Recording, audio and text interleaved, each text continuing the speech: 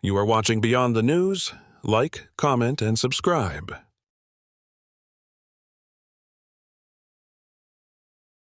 Today, we're doing something pretty interesting, I think. We're looking closely at two absolute giants of Jamaican music. That's right. Cartel and Sean Paul. Exactly. Now, you've definitely heard their music, you know the names, but we really want to dig deeper today, understand how exactly they've shaped things, musically speaking. Yeah, and we've been looking at, well, all sorts of stuff: chart data, streaming numbers, awards, sure, but also the cultural side, the collaborations, how they're seen. Uh, Our, let's say, mission is to pull out the really key bits, to see the different ways these two massive artists have left their mark. okay, let's dive in then. So, just starting broadly, Mhm. what's the first big difference you see when you compare their overall reach? What jumps out? Well, the most immediate thing is probably where their main influence lies. Sean Paul, I mean, his international success is just huge, undeniable. You've got multiple Billboard number ones in the US: Get Busy, Temperature, Baby Boy, UK number ones too. And his Spotify listeners, it's something like uh, almost 43 million a month globally. He's just everywhere in pop and dance hall markets. Absolutely, you can't really argue with that global footprint. But then, Cartel. He doesn't have that list of big US or UK chart hits, right? Zero Hot 100 hits, no UK top 40s. That's right. But in Jamaica, in the Caribbean, he's massive. His Spotify numbers are smaller. Yeah, maybe 2.8 million monthly listeners, but that doesn't quite tell the whole story, does it?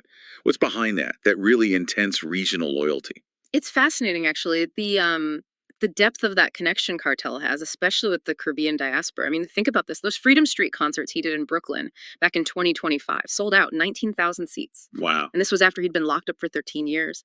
That kind of loyalty, that unwavering support, it says so much about his cultural weight in that specific community, Mhm. the power his music holds there. It really does. It highlights these two, like, almost different ways of being impactful in music. Sean Paul, the global chart machine, and Cartel, this cultural titan in his own sphere. Exactly. Now, Sean Paul's knack for blending dancehall with pop, with R&B, that seems key to his international success. Can we talk about that blend a bit more? Why did that work so well? Oh, absolutely pivotal. That crossover thing was crucial. He really tacked into something, that global desire for rhythmic, danceable music. And by mixing in pop and R&B elements, he just made dancehall, well, easier to access for a huge audience. Right. Think about those massive collaborations: Beyonce's Baby Boy, Sia's Cheap Thrills, Clean Bandit's Rockabye. Those weren't just death spots. They were strategic moves that put him right in front of millions globally. People heard his style, that dancehall vibe, who maybe wouldn't have otherwise. It's like a perfect example of how blending genres can unlock those big international markets. That's a really good point about strategy and reaching new ears. Now, Cartel, his sound has stayed, generally speaking, more rooted in, let's say, core dancehall, even while he innovates within it. Yeah, definitely. And the fact he kept releasing music from prison, albums hitting the top 10 on Billboard's reggae chart, Yeah. that's pretty incredible, isn't it? What does that tell us about his hold on the dancehall scene? And you mentioned seeing him on stage in 2024 with his sons. That image speaks to legacy, doesn't it? It totally underscores the vitality, the constant demand for his music within that community. I mean, recording and releasing music while incarcerated, the challenges are immense, but his continued chart presence just shows the loyalty of his fans and his ability to connect consistently. And yeah, that image with his sons, who are now dancehall artists themselves, it really highlights his impact across generations, shaping modern dancehall. It makes you wonder, does sticking close to your core genre give you a different kind of long-term cultural relevance compared to chasing that wider crossover appeal? Hmm, that is an interesting angle. Okay, let's look at the hard data for a second, the sales certifications. Yeah. How do these different paths show up in the numbers?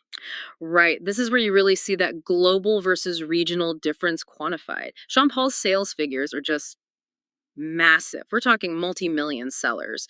Duddy Rock, 3 times platinum in the US. Wow, The Trinity, platinum in the US. And then the singles. Temperature's triple platinum, Cheap Thrills. The Sia track he was on is an incredible 9 times platinum. 9 times. Yeah. And Baby Boy with Beyonce, double platinum in the US. His total worldwide album sales are over 10 million. It just spells out that huge commercial success in the big global market. Those are definitely blockbuster numbers. Yeah. So compared to that, what do Cartel's sales figures look like? Well, Cartel's sales are, as you'd expect, more concentrated regionally. His big hit single Fever, did get gold certification in the US, that's over 500,000 units, Yeah. and silver in the UK, 200,000. So it definitely made an impact. And his album King of the Dancehall from 2016 hit number 2 on the US reggae chart, which shows strong appeal within the genre, even in the US. But apart from Fever, you don't see those other big RIAA multi-platinum certifications like Sean Paul has. It really highlights that difference in commercial power outside his core base. Yeah, it paints a very clear picture there. Okay, let's shift to the digital world streaming. So important now. How do they stack up there? In streaming, Sean Paul's presence is just colossal. Tracks like No Lie with Dua Lipa and Temperature, they've both gone past 1 billion streams on Spotify alone. 1 billion. That's huge. It's a mess. And he's in YouTube's billion view club too, for No Lie. Plus, several other songs, including those big features like Rockabye and Cheap Thrills, are also over 1 billion streams when you count everything. And that average of nearly 43 million monthly listeners on Spotify, it just shows this massive ongoing global engagement. He's stayed incredibly relevant digitally. Those are seriously impressive numbers. Okay, so how does Vybz Kartel compare in the streaming arena?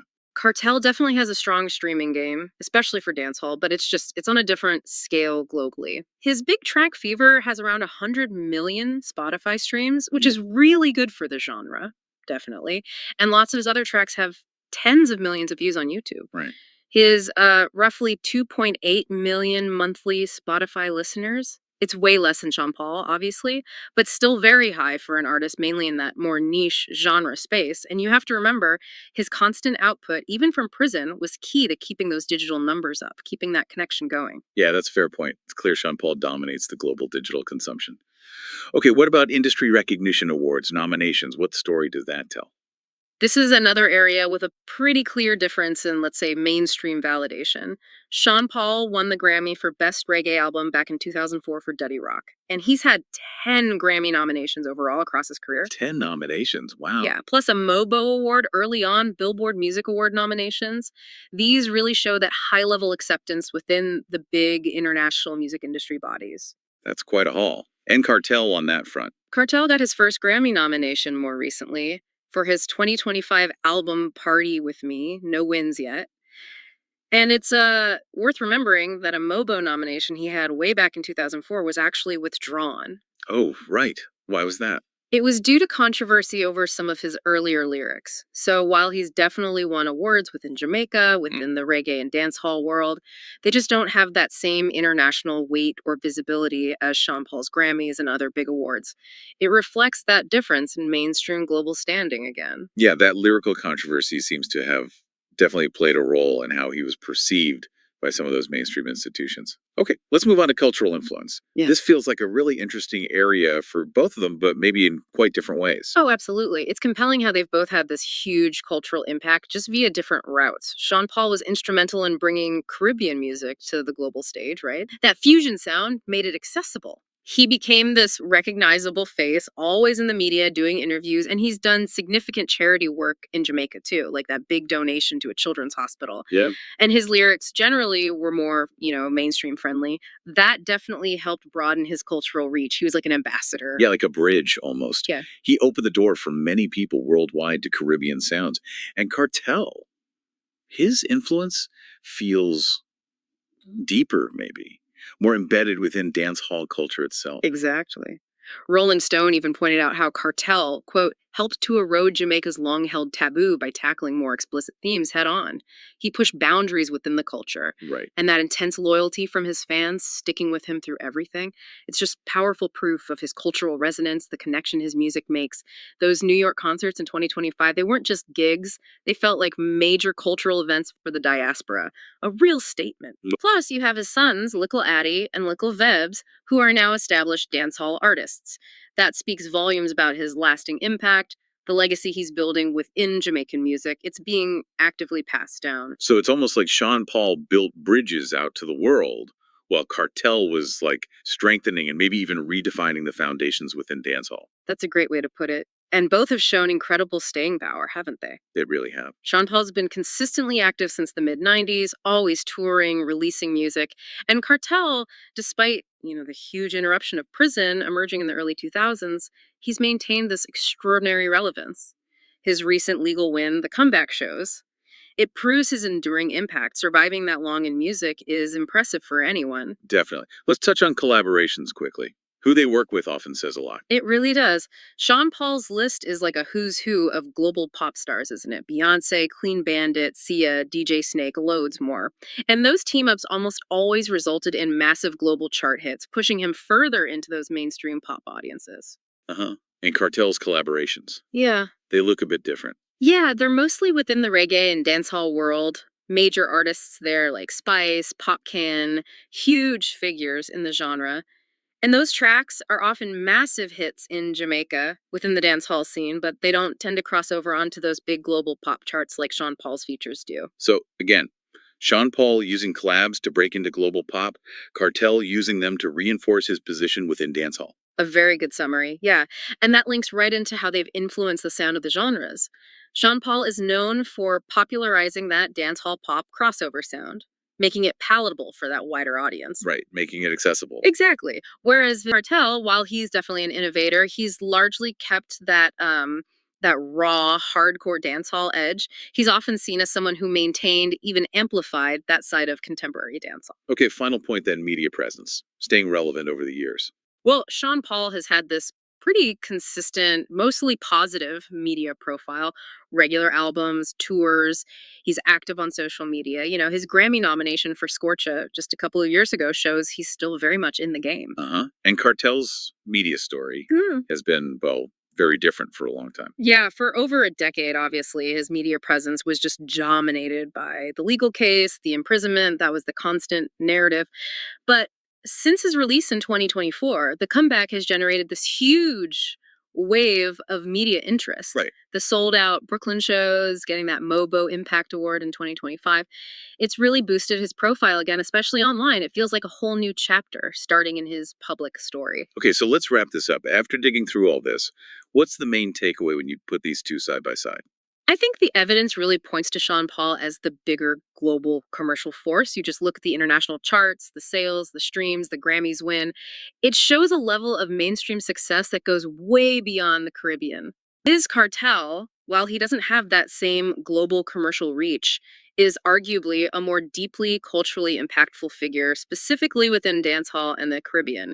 His influence there is immense, incredibly deep rooted with that fiercely loyal fan base. So it's like global commercial size versus concentrated cultural weight. Exactly. Sean Paul clearly leads on those big international metrics, sales, streams, major awards. Cartel's power is most profoundly felt within the dancehall community itself, its Wow. culture. And if you were to lay out the key stats side by side, listeners, number one's certifications, awards, streams, views, collabs, that table would just visually confirm this clear difference in their spheres of impact. Got it. So the core insight is both incredibly influential, absolutely, but in really distinct ways. Sean Paul achieved that massive global commercial success. Cartel holds that immense cultural power within dancehall. Recite. What girl them used to love for my man, educated man. No badness them run down. We are changing order. Let go the badness thing, hear me now. The girl them fill up for my man, educated man, never gun man. Them used to want the real hard work.